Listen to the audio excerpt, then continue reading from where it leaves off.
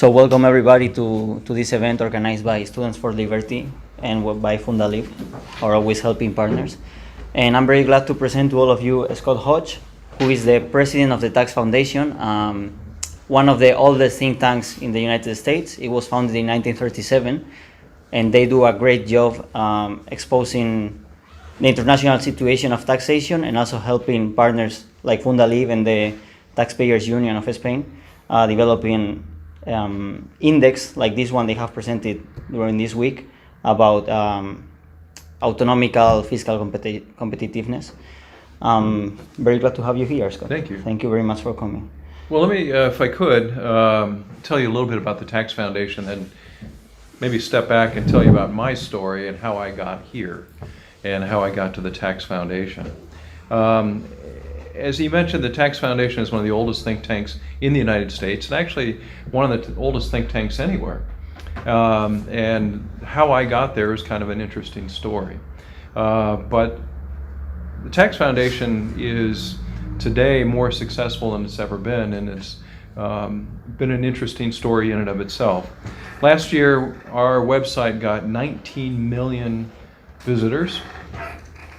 Over the course of last year, our work received over 20,000 press hits, mentions in the various press, whether it's on TV or radio or the internet or print publications.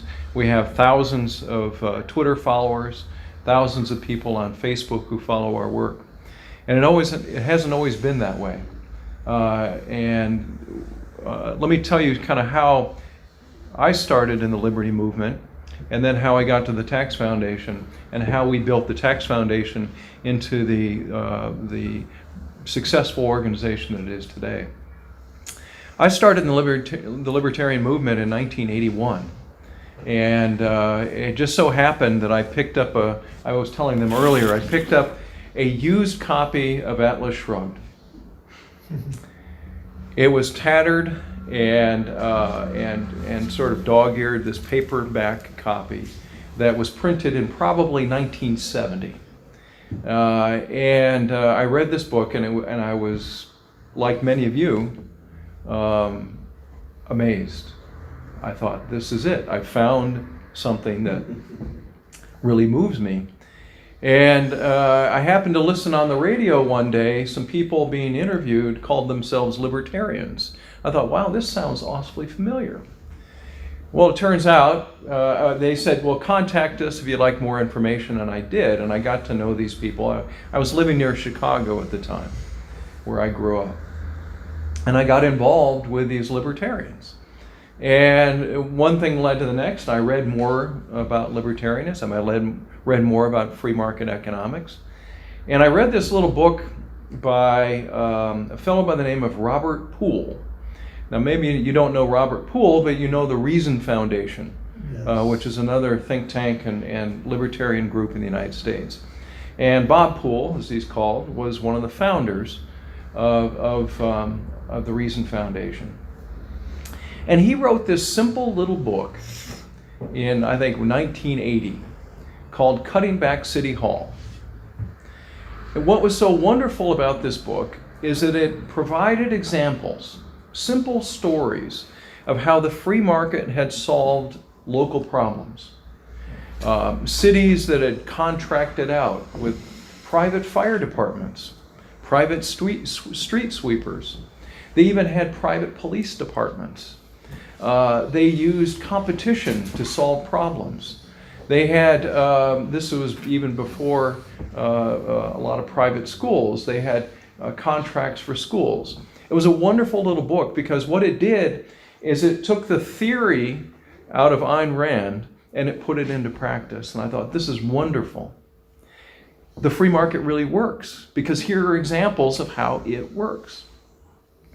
And I went to some friends of mine in part of the libertarian group in Chicago, and I said, we need a group like this in Chicago that can teach people about the free market.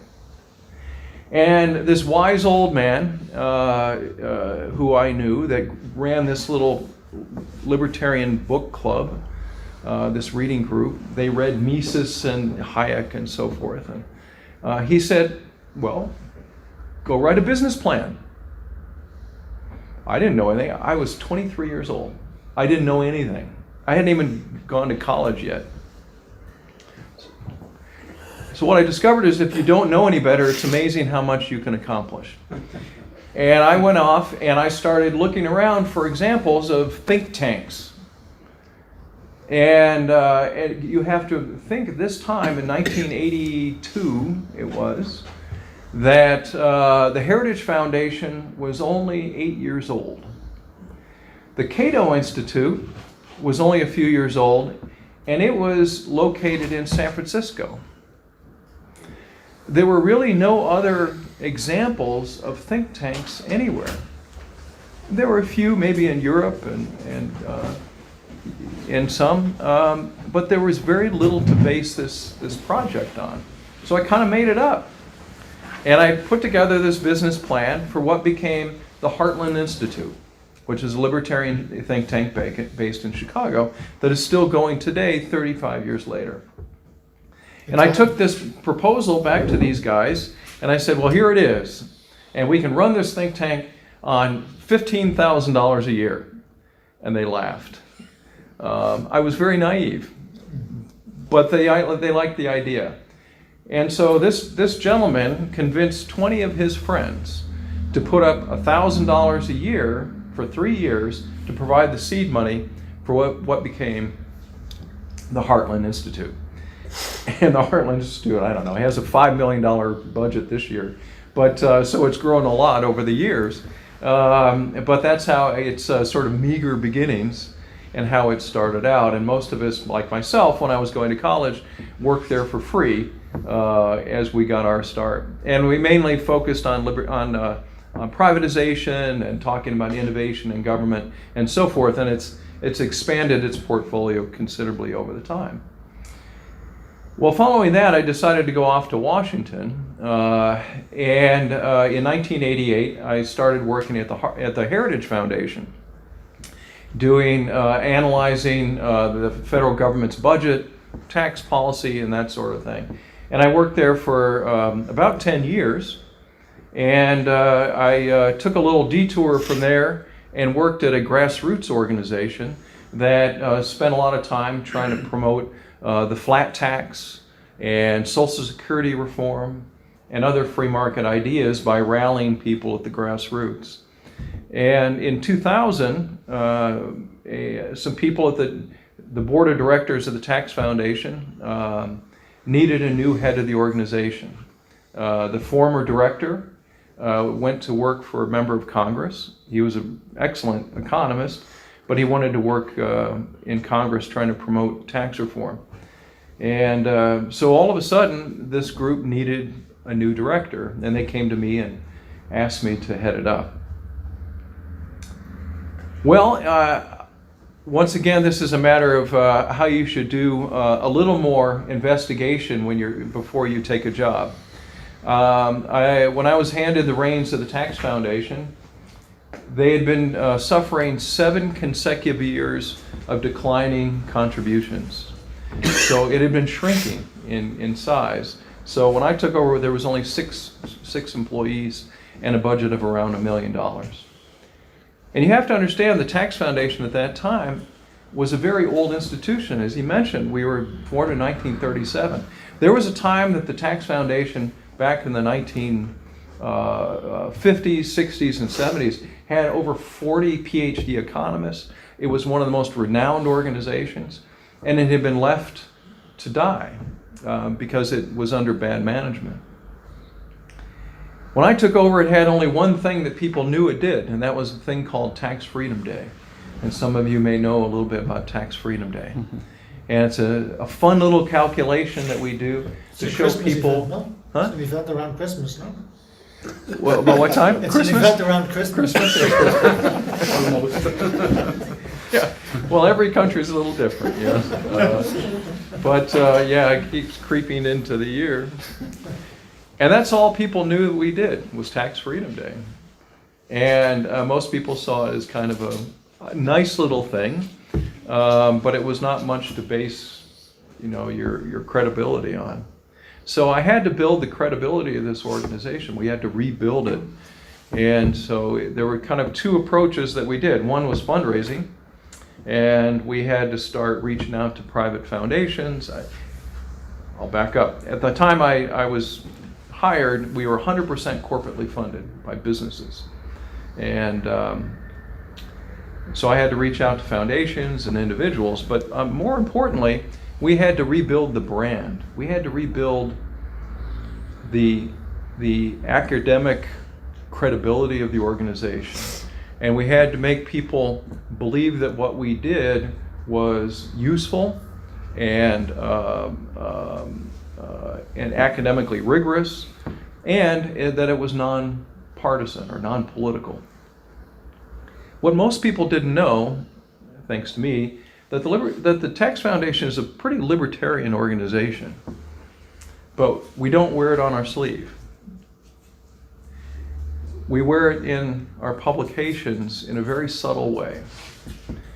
So what we started doing was really focusing our efforts on going back to the Tax Foundation's original mission, and that was to provide taxpayers and the public data and statistics and information that they could use that they hadn't received before. Government data, as you know, can be very complicated, poorly organized, poorly presented.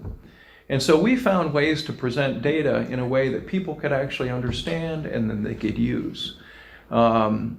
Sometimes it was just data comparing all the 50 US states. So we would put out tables comparing the income taxes of all the 50 US states. Or things like tobacco taxes, simple things like that.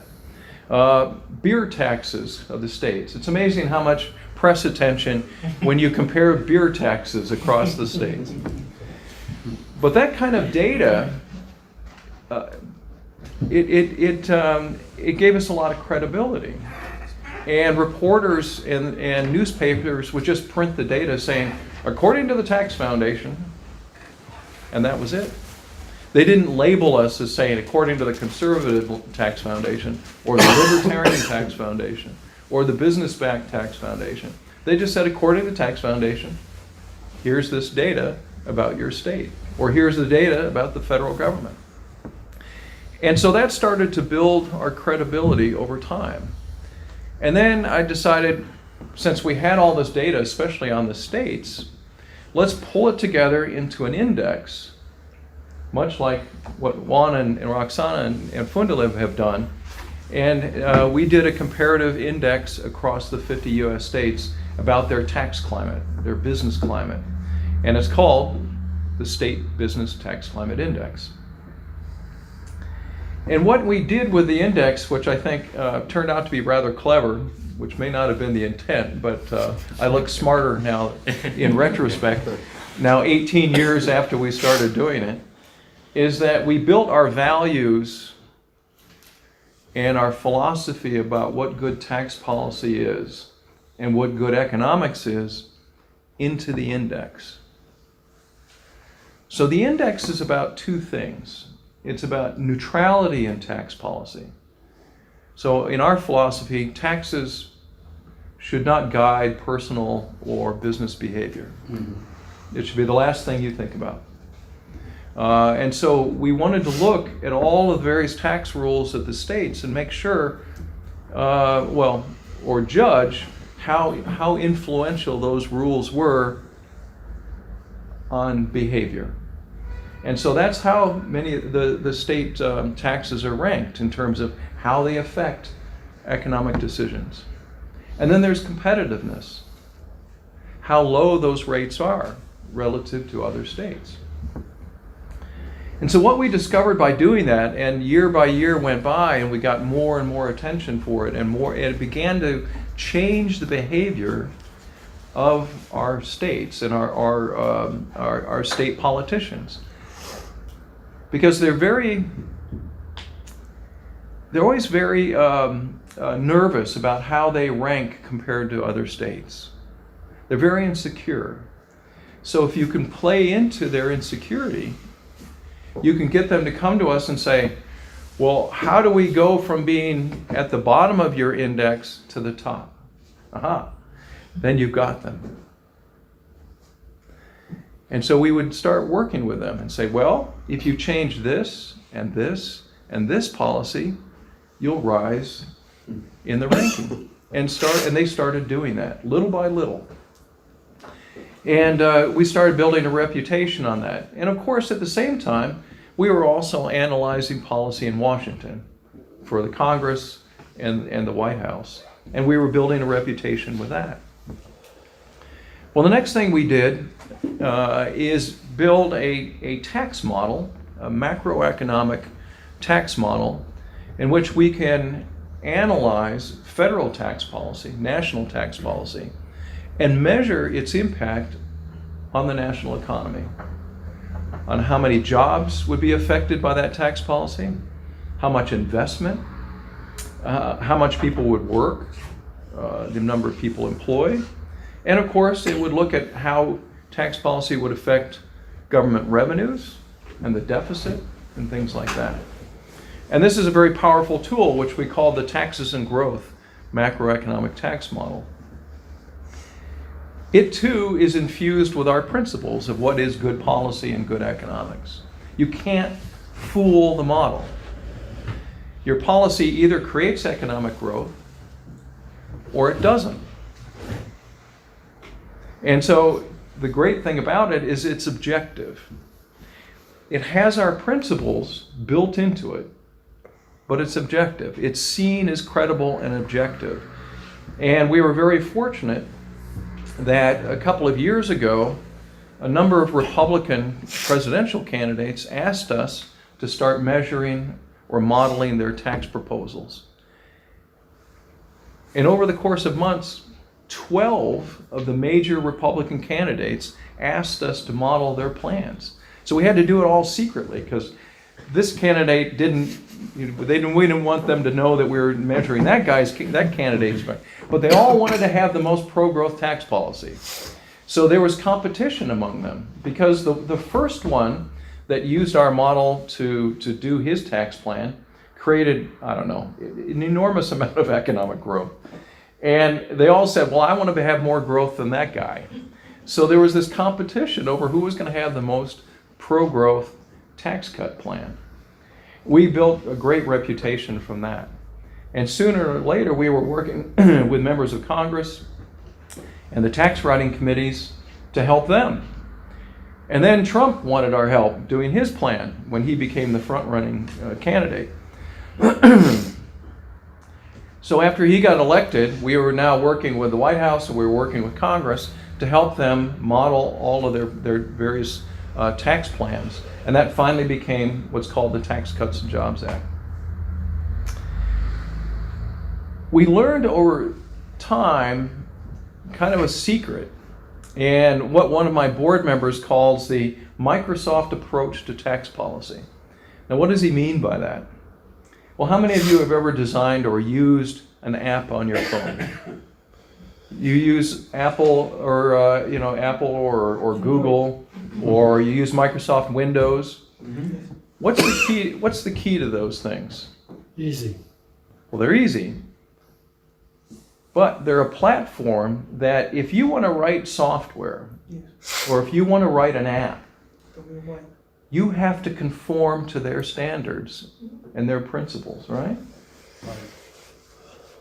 We lucked into a format, a strategy that does the same thing with our principles of good economics and tax policy. So when we designed our International Tax Competitiveness Index, which ranks the OECD countries on how, with the quality and competitiveness of their tax system, it's infused with our principles of tax policy. Taxes should be neutral, shouldn't pick winners and losers. They shouldn't punish people for one behavior and reward them for another. They should be pro-growth, they should be simple, etc. Those principles are embedded in this index, just like they are our state index and our macroeconomic tax model. So politicians can't fool these indexes, these tools. They're seen as objective, they're seen as credible, they're seen as rigorous, academic even. Well, our macroeconomic tax model is very academic. It's built on, a massive amount of academic research and data. But it's still infused with our principles of good tax policy and good economics. And so it drives politicians and political candidates toward good policy, because in order to get a good score, they have to conform with our ideas of what good policy is. They can't cheat the model. If they try to cheat it, they're only going to come up with good policy. Or they'll be punished because they have bad policy. And so it's a format that we've discovered, mainly through accident or doing it, that we think is something, and we're trying to help groups like FundaLib promote here in Europe. And using things like the International Tax Competitiveness Index, we're working with other groups throughout Europe to help them promote good, pro-growth, free market tax policy here in Europe. And I have a colleague right now who earlier in the week was in Brussels talking about our international index was just released actually 2 weeks ago. And he was just in Greece helping a think tank in Greece. And they rank very poorly on this index, as does actually worse than Spain. And they're using this index to promote tax reform for the new Spanish government, or Greek government. And it looks like they're going to adopt a lot of the proposals that we've recommended. We're working with a group in France. We're working with a group in Germany. We'll be releasing the German version of this in a few weeks. A group in Italy has also translated this into Italian. So the idea is to start promoting as much as possible free market, pro-growth tax policy in Europe. We hope to make good free market, pro-growth tax policy in the self-interest of each country. Because we believe that the more you see, each country sees pro-growth tax policy in their self-interest, they won't look to Brussels for solutions. They won't look to the OECD in Paris for solutions. They'll look to their own ideas for solutions. We want tax competition to move Europe in a new direction. Because as you probably know all too well, Brussels hates tax competition. They're trying to stomp out tax competition. The OECD is doing its own version of that with some of the proposals that they are promoting to punish digital taxation. So it's up to us to promote competition, to keep competition alive. Because as we know, competition is great. Free market is great for promoting and increasing personal welfare.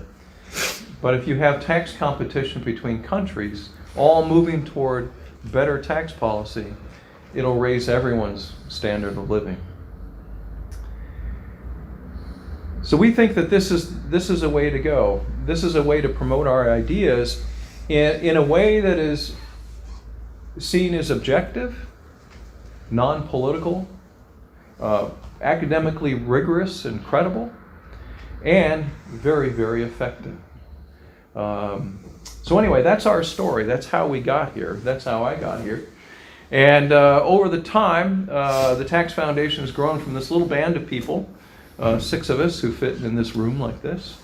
And we now have 30 employees and $5.5 million budget.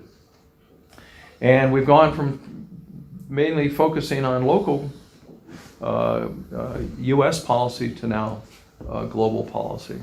So it's been quite a journey, an interesting one, back from my days 35 years ago when I was reading Ayn Rand, and here we are today. And it's been, one of the things that's been most satisfying or gratifying about this journey is that when I helped start the Heartland Institute in 1983 and 84, there were virtually no think tanks anywhere.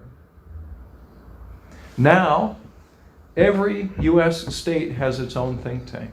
Now, thanks to groups like the Atlas Network, we have think tanks here in virtually every European country. Some are small, but they're growing, they're becoming more effective, and they're spreading the word of liberty. It's amazing. I go to these international conferences, and it brings tears to my eyes because I'm just amazed at how the liberty movement has grown in just my career over the last 35 to 40 years. It's been an amazing thing. And but it also is a reminder of how much hard work that we have ahead of us, because the left hasn't stopped either. It's not like we've won yet. We just have more troops, and we have. I think we have the best ideas, and we will ultimately win. But unfortunately, we have too many people who are forgetting our lessons, and because communism is not as prevalent as it once was, because you didn't have the great Soviet Union versus the United States and free market Europe and so forth, people have kind of forgotten how bad socialism is. We see a resurgence of socialism in the United States. We have one of the leading presidential candidates on the Democratic side who's an avowed socialist. This kind of reminds me of I'm going to take a little bit of a divergence. You have to stay with me. I hope you can follow it in English. In the United States, and I don't know if you have this here, more and more parents don't want their children to get vaccinated against disease. We have it here too. We have it then. So we have now measles growing in the United States. People with measles. This was a disease that had been stomped out. We have other diseases that are coming back that we thought had gone away. Is there a socialism vaccination? Yeah. Is there a socialism vaccination? Well, what happened is that people forgot. They forgot about polio and people with crutches, who couldn't walk because of polio. The polio vaccine stomped out polio, but people forgot about it. Measles. People forgot how bad it was and how many people died of measles and all these other things. And so because they forgot, because it's a distant memory, they say, we don't need those vaccinations. And then, of course, the crazies say, oh, well, it's going to lead to autism or some stupid thing. So you have all these rumors and misinformation. We have the same thing on economics. We have the same thing about political ideology. People forgot how bad socialism was. There's still people like Roxana who grew up in it and still remember, but the vast majority don't. They don't remember how bad it is. And I think that we need an inoculation. We need some vaccination against socialism. And maybe we're it. Maybe we have to be the personal vaccine through our message, our think tanks, our tools, our indices. These have to be the vaccination. If we don't do it, no one else will. It's up to us. So I'll leave it at that, and maybe we can just have a little discussion. Yes, sir. I would like to know, when you started to build the index, how difficult it was to organize the first index, how to get the information, was it available? It took 1 year to build the information, to spread it out, or how do you do it? Yeah, interestingly enough, well, when we first did our state index, it turned out we had all the data, or most of it. Because for years we've been publishing these large, thick books that only libraries bought and universities, full of government data, which we put in tables, and it allowed, a lot of it had to compare to all the states, but it was basically useless. It was a reference book, but it was not very useful. And when I came aboard, I told the staff, libraries are not our market. We are not trying to convince libraries of the free market. We need to take this data, which we were already producing, and turn it into something that was valuable, that was useful, that changed policy. And so we kind of took that data and we figured out a methodology for how to put it together so that it really measured something, so that it was measuring the effectiveness of tax policy and how neutral it was. And it took many, many months and a couple of economists to do it. And it took a lot of experimentation. We didn't get it right the first year. And it really took 2 or 3 years until the index was recognized by politicians. That's why I'm amazed at what FundaLib has done with this index and how quickly it is seen as being credible and taken so seriously. Because it took us a long time to establish our state index as a credible vehicle. And now, of course, many states look forward to it or don't look forward to it. And it just took time to do that. So we've learned a lot since then, and because of that, we developed a methodology that Christina was able to use for this index, and now we can kind of spread it. But it was a learning experience, definitely. And you have to remember, we had 50 states, and it turned out that we have 100 different measures across the various indexes. So we're looking at the corporate income tax, the personal income tax, our sales taxes or consumption taxes, property taxes, and then there's some other smaller taxes like unemployment taxes. There's 100 different variables across 50 states. So what's the math? 50,000 pieces of information. And so the data, methodology, all of those were very challenging. So we can create sort of a mind image of the impact that your indexes have. Could you tell us what have been the most important policies that some politicians have taken due to your indexes?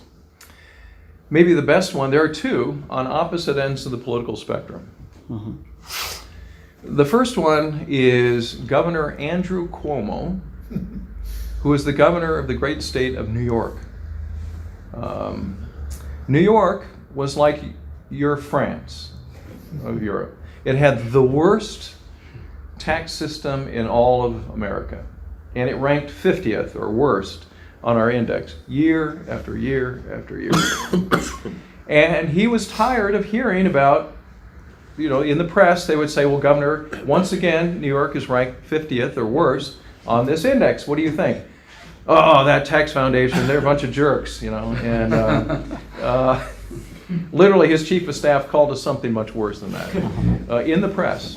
Come on, you want to hear the word?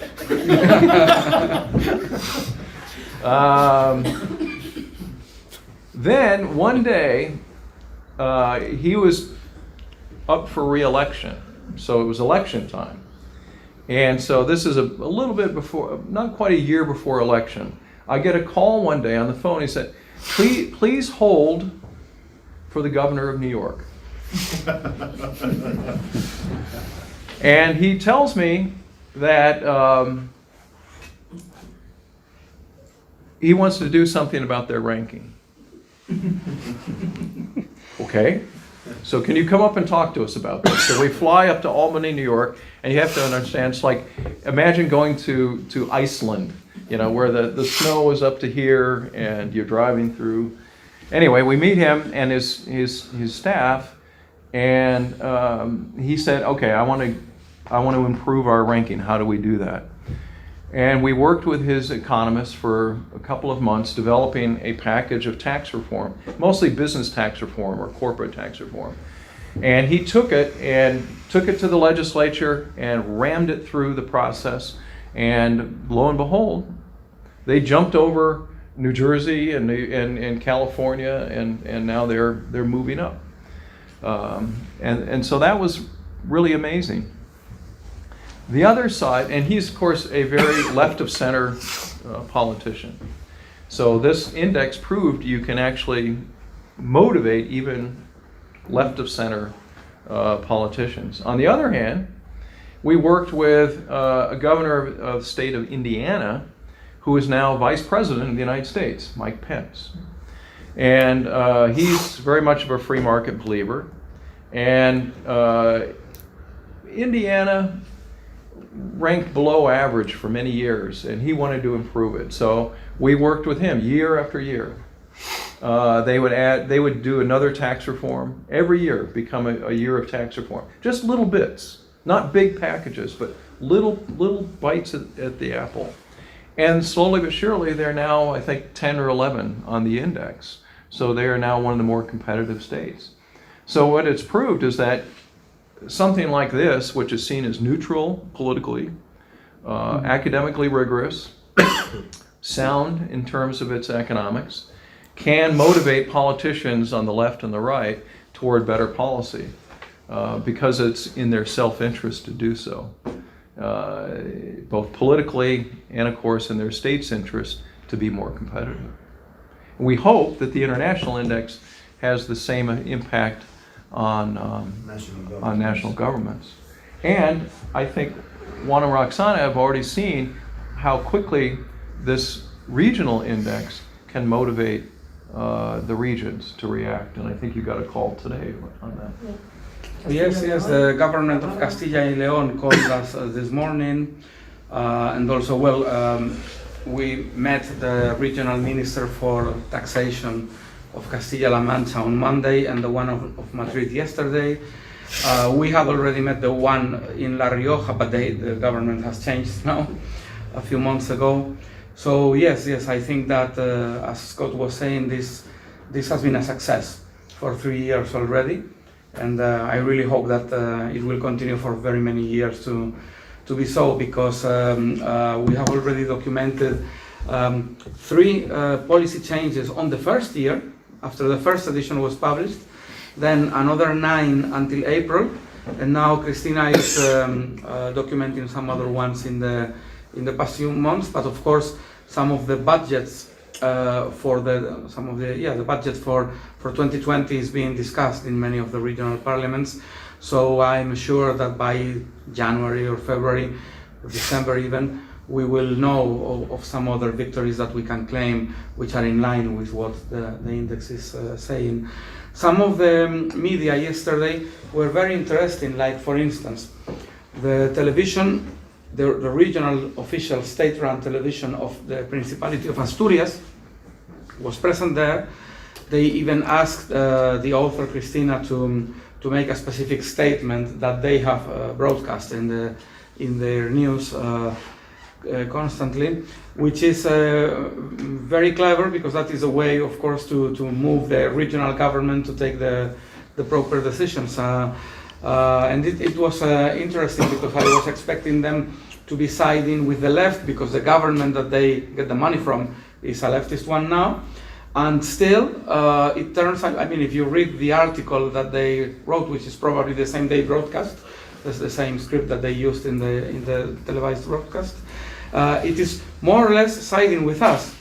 So I hope that this can make the regional government of Asturias make some changes in the good direction. The sound bit that I wanted to hear, and Christina had to repeat it, was for a family, for inheritance of father to children in Andalusia of an 800,000 euro estate, you pay nothing. And in Madrid, 1,500 euros. 1,500 euros. And in Asturias, 103,000 euros. Exactly. Oh my God. And so it has made the big news in that particular region. But also, for instance, the television of Navarra was also there. Navarra has, of course, been the region that has dropped. It has plummeted from 7th, I believe, back in 2017 to the 14th position or something like that now. No, not 14th. No, sorry, the 11th, I think. But it has been like seven places lost over 3 years, which is a lot. It is the hardest fall of all the regions It's 14 now. From 7 to 14. Yes, from 7 to 14, out of only 19, which is the total number. So it's quite a lot. And of course, the television of Navarra came all the way to Madrid to interview our author and to be there at the press conference, and it has been very good. The newspapers of one of the best regions, Gipuzkoa, one of the Basque provinces, and one of the worst, Navarra. The main two newspapers in San Sebastián and Pamplona have opened today on paper with the index as the big news, which is quite something. I mean, I think that this piece of research is really going places, really provoking outcomes in terms of policy changes across the Spanish regions, and it has only been 3 years. So I think we can expect very good things to happen in the years to come if we can keep Cristina working hard on it and increasing the team and increasing our outreach to the media and through other channels in society. If we can if we can start to really go to visit all of the 19 regional tax ministers one after the other over the months every year, and bring them this, and as you were saying, we will have our Andrew Cuomo's in Spain, that like this regional minister in La Rioja was our Andrew Cuomo, but unfortunately he lost office in the last election, and he's not there. We now have big expectations with Javier Fernández Lasqueti, that you guys in Students for Liberty are meeting on Friday, I think. Friday. We had a very, very nice meeting with him yesterday, and I hope that he can make very positive changes in Madrid. Madrid could not just become #1 by surpassing Vizcaya next year. This is very likely to happen because Vizcaya's trend is downwards, Madrid's trend is upwards, and they are now separated by only 0.04. Which is nothing, but they should not stop there. We told him yesterday this wouldn't be enough. You really need to differentiate and to separate by a landslide from your second competitor. And also something that he was not probably expecting, and we told him to do, is be very careful, because the left-wing regional governments are going to make as much lobby as they can to force you to apply some taxes that you are not applying, like the wealth tax, or to be tougher on the inheritance tax, for instance. And he said, no, but this cannot happen, and because they don't have they don't have the legal power to force us to do something. I mean, they don't have it, but they can lobby the central government, which has it. And depending on what will happen on the 10th of November at the national election, I mean, if there will be a national left-wing cabinet and a majority of left-wing regional governments pressing the national government to force you to apply some taxes that so far were not levied in Madrid, you could have a problem. So, and it is very important that some of those taxes which are not levied in Madrid and starting to be withdrawn in some other regions as well, like the inheritance tax, are formally abolished and not just 100% deductible, but formally abolished, so that it cannot have a comeback in the years to come. So once more, I would like to thank Scott and the Tax Foundation for all of their help and support in the last year's edition and this year's edition of the Regional Tax Competitiveness Index, and for all your care and affection and cooperation, also for the wonderful methodology that you apply in the States, which is so applicable with some changes, but so easy to translate into our reality here. And I really think that it has been a great cooperation, and we hope to continue collaborating in the future. And I think the Students for Liberty here, which is an organization, of course, originated also in the States, is making an incredible good work in very difficult times, and in some countries which are very difficult, including this one. And this job that they are doing, perhaps they don't even realize themselves, is to keep the flag of classic liberalism and libertarianism alive and going and making progress in a situation where the most abhorrent populisms of the 20th century that we thought had been long surpassed and forgotten and had become a museum craft that for historians and other people are resurfacing, not just in the left, which is of course our primary concern as people who are right of center, but also in some parts which are also considered right of center, but which are in fact more tied and more, more related to the left than we would think. And it really scares me to see the situation of Europe these days, and even the situation in Spain, when socialists of all parties, as Hayek put it, are making important progress against us, the warriors of liberty. Yeah. So I think SFL is really important. So thank you very much, guys, for being there. So I think it's important to not just arm yourself with the philosophy, the economics, but with the facts. You know, use data, use comparative information to win the day as well. And you know, I think we're right on the philosophy. We're right on what it means to have individual liberty and free markets, but you know, it's really important to arm yourself with the facts and data and strong academic grounding, because words are not always enough, and sometimes you need other forms of and other tools in order to advance your ideas, and sometimes in subtle ways in which people don't realize that it's these tools that are pushing our free market ideas, but in a very quiet and thoughtful and academic, incredible way. Yeah. One question about your PR and marketing work that you do in the US. Do you have people dedicated to PR and marketing, or even both separately? Mm-hmm. Yeah, we have 4 or 5 people in our marketing team. We have, our director of marketing, one staff person who does nothing but social media, another that works only with sort of the traditional media, print, radio, TV. We have then, then our editor. We have another person who does all of our graphic work. Mm-hmm. We have another person who does outreach to lawmakers, politicians, staff of Congress. Mm-hmm. I don't know if I'm missing anybody, but and even then I feel like we're understaffed in that area because there's so much work to do. But they're very, very good at what they do.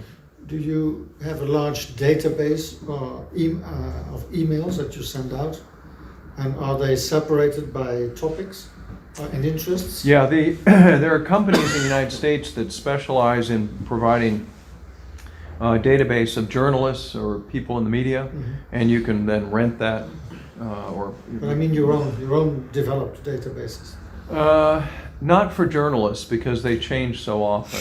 But like interested, like any type of statement. Oh yes, well, we have a regular newsletter that goes out, email newsletter. We have 35,000 people on that list. We started up an international newsletter. I think that has about 1,500 people on it. That's growing.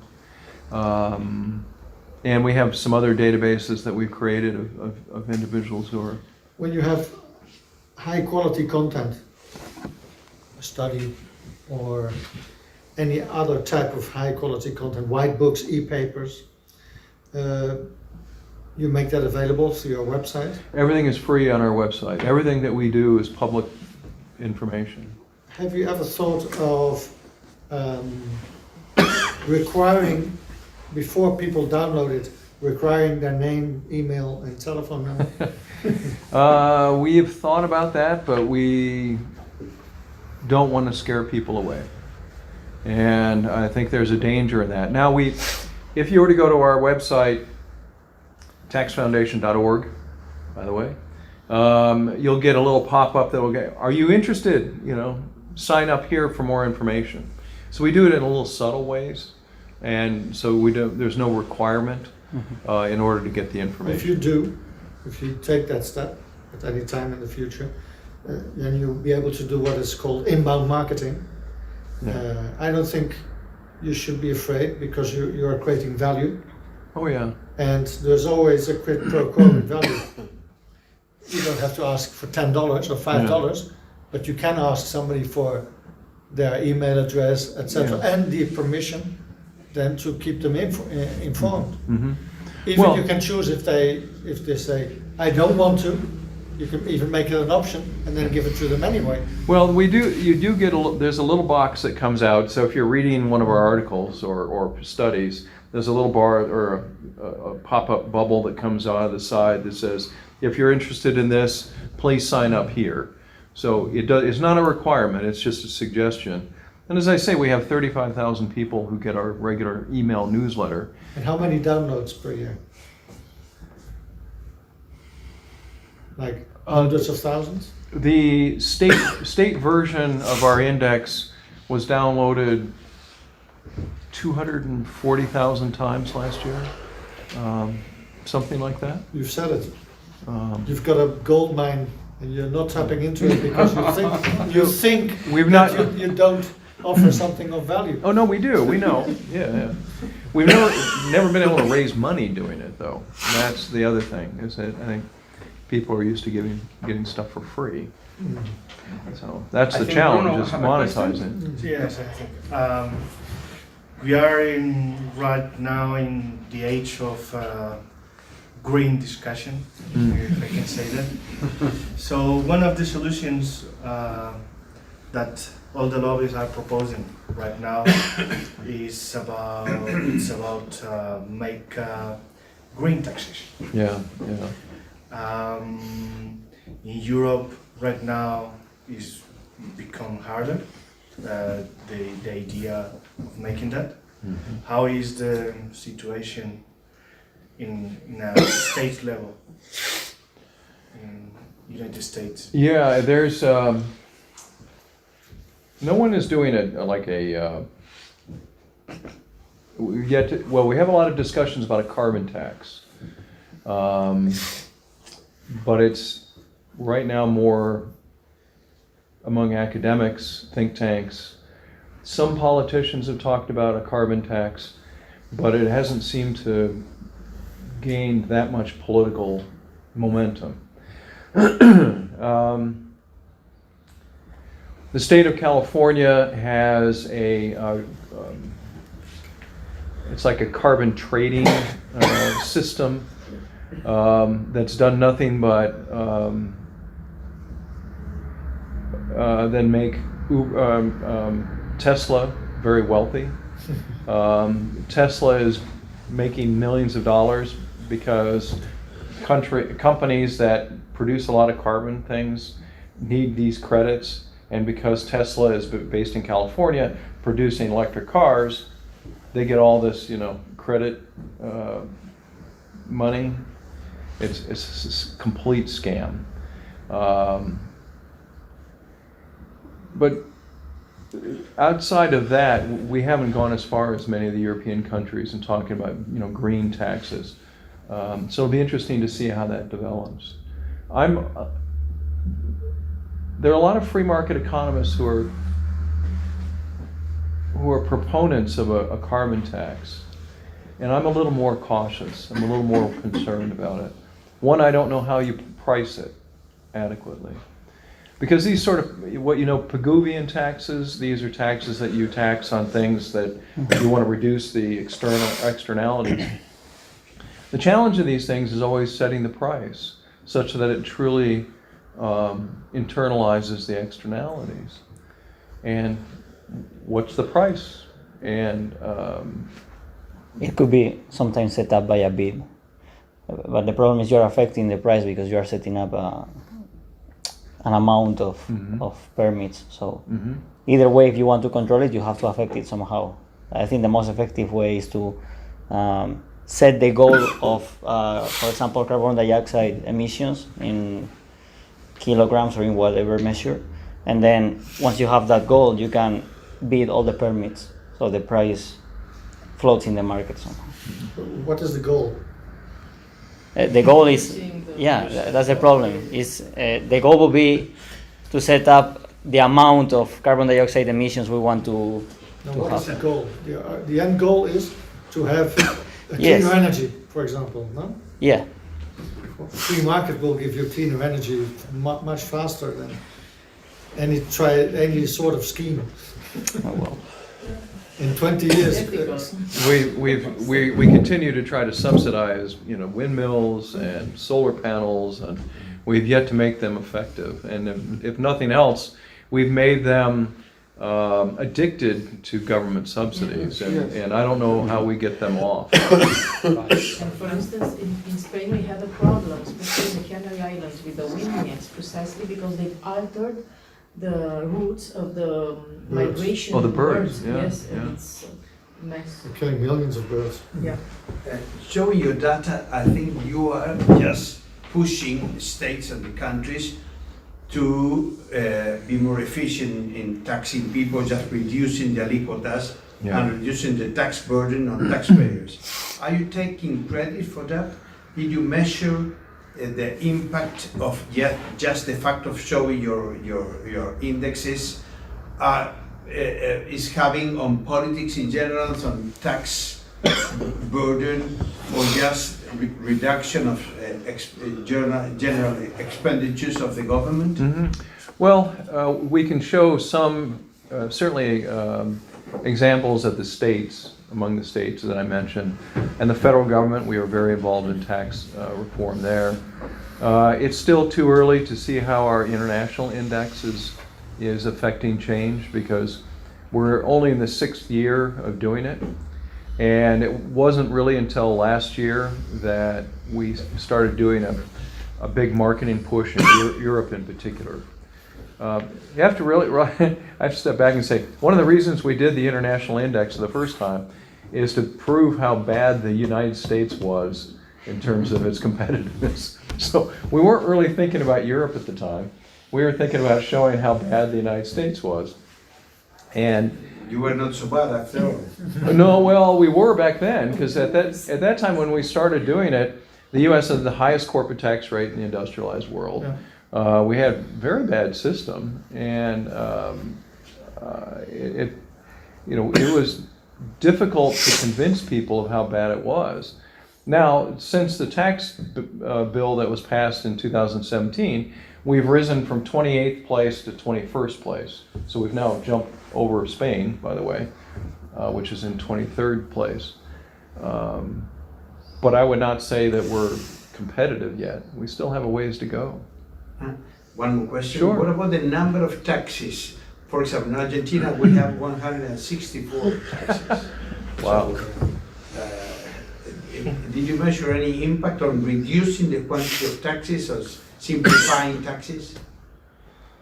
Well, we've never tried to, I guess, measure it in that way. I'll have to think about that and go back and see. I mean, we kind of look at these big narratives of state actions, but we've never kind of counted up.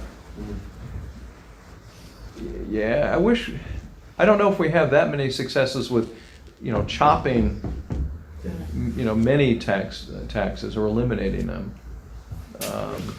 That's harder to do. Yeah, I can imagine. Harder to do. Politicians say, "Whoa, well, I know it's a terrible tax, but how are we going to make up the money? Where are we going to get the money?"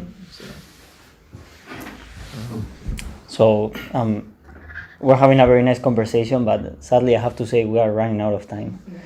So first of all, I want to say thank you very much to Juan for the awards recognizing Students for Liberty jobs, and thank you to you both, to Scott and to the International Tax Foundation and FundaLib and the Taxpayers Union for this great job you do, for these great indexes. I think it's a very good way to promote liberty through data and through unpolitized and through non-ideological ways.